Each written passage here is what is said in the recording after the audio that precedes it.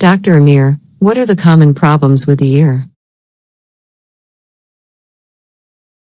Common ear problems include ear infections, otitis media and otitis externa, tinnitus, ringing in the ears, hearing loss, earwax buildup, vertigo, dizziness, and eardrum perforations.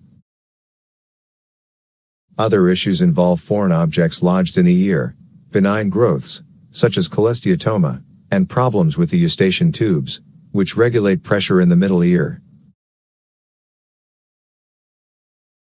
Dr. Amir, who is most vulnerable to earache?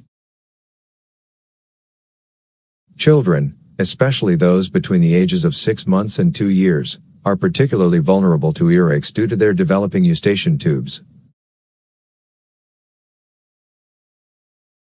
People with frequent respiratory infections, allergies,